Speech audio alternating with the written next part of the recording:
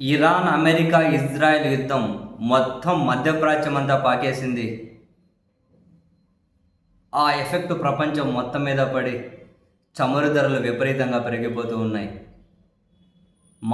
ప్రపంచ మార్కెట్ అంతగానే తీవ్ర అస్థిరతకు, మరికొన్ని రోజులు యుద్ధం కొనసాగితే పూర్తి కుంగుబాటుకు గురవబోతున్నాయి. ఇప్పటికే అస్థిరత.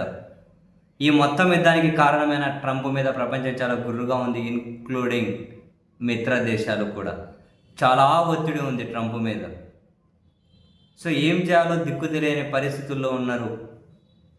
ఈ క్రమంలో ఇజ్రాయెల్ ఇరాన్లోని చమురు క్షేత్రాల మీద దాడులు చేస్తూ ఉంది. దీని మీద ట్రంప్ చాలా ఆగ్రహాన్ని వ్యక్తం చేసినట్లు అంతర్జాతీయ మీడియా రిపోర్ట్ చేస్తూ ఉన్నాయి.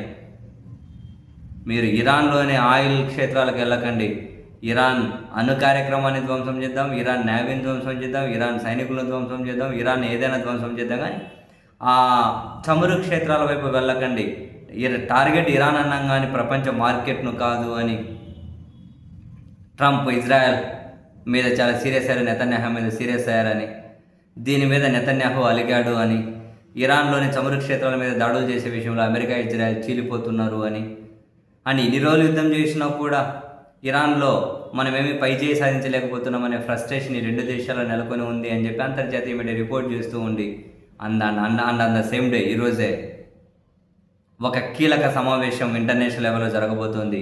G7 దేశాలు ఇంటర్నేషనల్ ఎనర్జీ ఏజెన్సీ ఏదైతే ఉంటుందో, ఇంటర్నేషనల్ ఎనర్జీ ఏజెన్సీ అని గల్ఫ్ దేశాలతో పాటు ఆయిల్ సరఫరా దేశం మొత్తం 32 దేశాలు ఉంటాయి. ఆ దేశాల ప్రతినిధులతో G7 దేశాలు సమావేశం కాబోతున్నారు. G7 అంటే America, Britain, Canada, Italy, Japan, Germany, France, ఈ 7 దేశాలు. అండ్ ఆయిల్ సరఫరా చేసే మొత్తం 32 గల్ఫ్ దేశాలతో పాటు మిగిలిన దేశాలు. ఇవన్నీ కీలక ప్రతినిధులు ఈరోజు సమావేశం కాబోతున్నారు. దేనికని? ఇప్పుడు చమురు అనేది ప్రపంచంలో చాలా తీవ్ర కొరత ఉంది, ప్రపంచ మార్కెట్ అస్థిరతకు గురవుతుంది. కాబట్టి ఎమర్జెన్సీ చమురు నిల్వలు ఉంటాయి, ఆ ఎమర్జెన్సీ చమురు నిల్వలను రిలీజ్ చేయాలి అని. సామాన్యంగా వాటిని చేయరు, కానీ ఇప్పుడు చాలా దిక్కుదిలేని పరిస్థితి ఉంది. సో ఇప్పుడు అమెరికా మీద ఒత్తిడి ఉంది కాబట్టి, ట్రంప్ మీద ఒత్తిడి ఉంది కాబట్టి వాళ్ళు కానీ ఓకే అని అంటూ ఉన్నారట. కారణం ఏంటి? ఇప్పుడు ఇండియా, చైనా, దక్షిణ కొరియా, జపాన్, జర్మనీ ఎక్కువ ఆయిల్ దిగుమతి చేసుకునే దేశాలు ఇవే కదా. ప్రపంచ మార్కెట్కి అత్యంత కీలకం ఇవే కదా. ఇవి అల్లాడిపోతూ ఉన్నాయి. సో అటువంటి ప్రపంచ మార్కెట్ ఏమైపోతుంది? అందుకని చెప్పి రిజర్వ్డ్ చమురు ఏదైతే ఉందో దాన్ని రిలీజ్ చేయాలి కొంతవరకు అని, దాని మీద నిర్ణయం తీసుకోవడం కోసం ఈరోజు సమావేశం అవుతూ ఉన్నారు.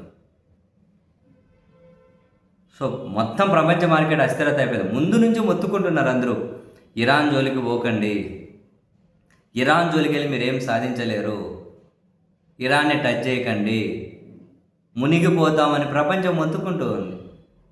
ఆ మధ్యప్రాచ్యంలో దేశాలు, గల్ఫ్ దేశాలు మొత్తుకుంటూ ఉన్నాయి. వీళ్ళేదో 1-2 రోజులు ముగిచ్చేద్దామని. ఇంపాసిబుల్ అబ్బా. వీళ్ళు మొదలుపెట్టిన రోజే మనలాంటి వాళ్ళమే చెబుతూ వస్తున్నాం. ఆ అంశాలన్నింటి మీద చాలా ఫస్ట్ నుంచి చాలా ఎక్కువ చదువుతాం. అంతర్జాతీయ అంశాలు బాగా ఇష్టం. వాటిని బాగా స్టడీ చేస్తే మనకే చాలా క్లారిటీగా అనిపించింది. అరే ఎట్లా వీళ్ళు ఇరాన్ మీద యుద్ధాన్ని ఎట్లా ముగిస్తారు, ఇరాన్ని ఎట్లా దారిలోకి తెచ్చుకుంటారు, ప్రపంచాన్ని ముంచేయబోతున్నారు అని. మనం ఒక వీడియో కూడా చేసాం. ట్రంప్కి ఏం వయసు అయింది కాబట్టి పోతూ తనతో పాటు ప్రపంచాన్ని ఏమైనా తీసుకెళ్లాలని చెప్పి ఏమన్నా అనుకుంటున్నారా అని. అవే నిజంగానే ఇప్పుడు అల్లాడిపోతున్నారు. ఏం చేయాలో తెలియట్లే, యుద్ధం మొదలెట్టిన వాళ్ళకి తెలియట్లే, ప్రపంచం వీళ్ళ మీద ప్రెజర్ చేస్తూ ఉంది. అక్కడ ఇరాన్ తగ్గట్లే, వాళ్ళ కొత్త సుప్రీం లీడర్ని నియమించుకున్నారు. రాజీ కాదు సమరమే రండి అంటున్నారు.